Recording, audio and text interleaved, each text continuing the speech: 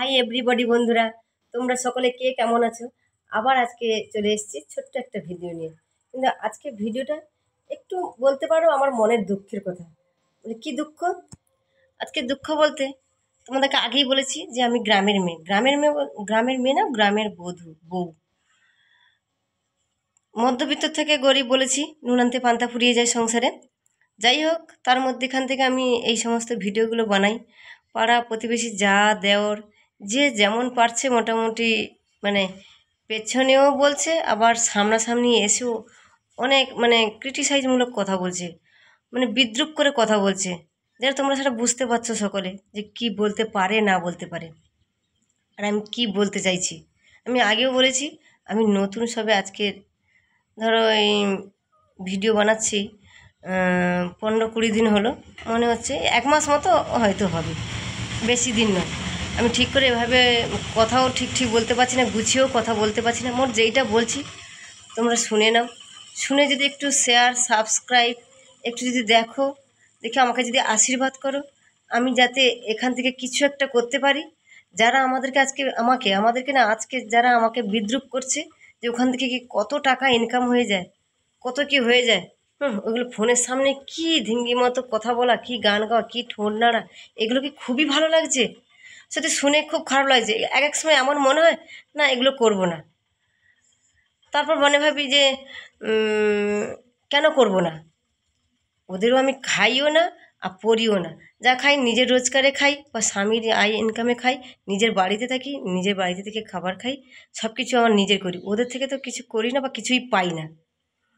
তাহলে ওরা শুধু আমার মানে পেছনে ভালো মতো বাঁশটা দিতে পারে, যে বাঁশটা আমি মানে চেষ্টা করলেও বের করতে পারবো না, আবার ইগনোর করে দিলে বাস গা হাত পা ঝাড়া হয়ে যায়। কিন্তু সব সময় তো আর ইগনোর করে থাকা যায় না বন্ধুরা। কিছু কিছু সময় মাইন্ড এমন হয়ে যায়, না এগুলো ছেড়ে দিই। তারপর আবার মনে হয় না থাক, শুধু তোমাদের দাদা বা আমার 2 মেয়ে সাপোর্ট দেয়। কারুর কথা মনে করো, তুমি তোমার মতো করে বাঁচার চেষ্টা করো। তোমার জীবন তুমি কিভাবে কাটাবে না কাটাবে সেটা তোমার উপর নির্ভর, কারুর উপর না। কারুর উপর তোমার জীবনটা পড়ে থাকবে না, তাতে যা হয়ে যাক হয়ে যাবে, তুমি তোমার মতোই থাকো। সত্যি এটা শুনেও এক এক সময় ভরসা লাগে। কিন্তু যখন কেউ বলে দেয়, এই জানিস তো ওদের বাড়িতে ওই আলোচনা করছে, তুমি এই ভিডিও বানাচ্ছ, তুমি রাস্তায় এরকম ফোন নিয়ে গান গাইছো, তুমি এই ছাদে গান গাইছো, এগুলো শুনতে না এক এক সময় নিজেকে খুবই খারাপ লাগে। যে দেখো, অথচ একটা সিনেমা যারা আর্টিস্ট, ঋতুপর্ণা, রচনা, সলমন খান, যে বিভিন্ন আর্টিস্ট, বলিউড টলিউড হলিউড সমস্ত কিছু, ওদেরকে দেখার জন্য টিকিট কেটে ভিড় ভাট্টা ঠেলে যেতে পারে। কিন্তু আমরা যে ছোট্ট ছোট্ট একটা ব্লগ, ছোট্ট ভিডিও বানাচ্ছি, শর্টস ভিডিও বলো, যাই হোক ছোটো কিছু, এইগুলো যে বানাচ্ছি, এগুলোতেই খুবই নাকি খারাপ।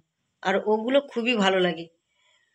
ওগুলো ভিলেন যা কিছু করছে দেখতেও ভালো লাগছে, শ্বশুর শাশুড়ি যা দেওর আত্মীয় স্বজন সবাইকে নিয়ে একই সঙ্গে একই জায়গায় বসে সব কিছু বানাচ্ছি, এটা দেখতে খুবই ভালো লাগছে, এটা খুবই ভাইরাল লাগছে। কিন্তু বাড়ির বউ একটু মুখ নেড়ে যদি গান গায়, একটু যদি হেসে একটু কোনো কিছু করে, ওটা যদি ফটো হয়ে যায়, ওটাই মনে করে ওরা যে কিছু না কিছু একটা করে ফেলছে। কেন করছে এগুলো? করার মানে কি?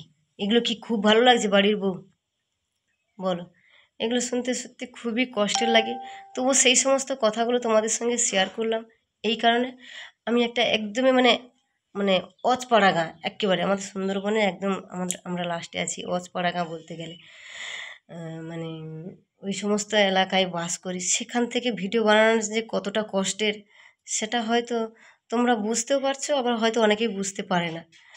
দয়া করে যারা বুঝতে পারছো তারাও একটু আশীর্বাদ করো, আমার মনের জোর দাও, আমি যাতে এই ভিডিওটা ঠিকভাবে বানাতে পারি। যারা বুঝতে পারছো না তারা একটু বুঝে আমাকে একটু আশীর্বাদ করো, একটু সাবস্ক্রাইব করো, একটু কমেন্ট করো, সব রকম দিক থেকে আমাকে হেল্প করে আমাকে উত্তীর্ণ করার চেষ্টা করো। শুধু তোমাদের কাছে এইটুকুনি আমার প্রার্থনা, আর আমার কিছু বলার নেই। আজকের দুঃখের কাহিনীটা তোমাদের সঙ্গে শেয়ার করলাম। আজকের এইগুলো কথাগুলো শুনেছি, আজকে সারাদিন 2-3 জনের কাছে শুনেছি, তুমি এই বানাও, তুমি এই করছো, এইগুলো করতে ভালো লাগছে, তাই তোমাদের সঙ্গে শেয়ার করলাম। নিজেকে খুবই খারাপ লাগছে। কি বলবো আমি আর ঠিক বলে উঠতে পারছি না। আজকের এই মতো রাখছি, আবার একদিন কথা হবে, দেখা হবে।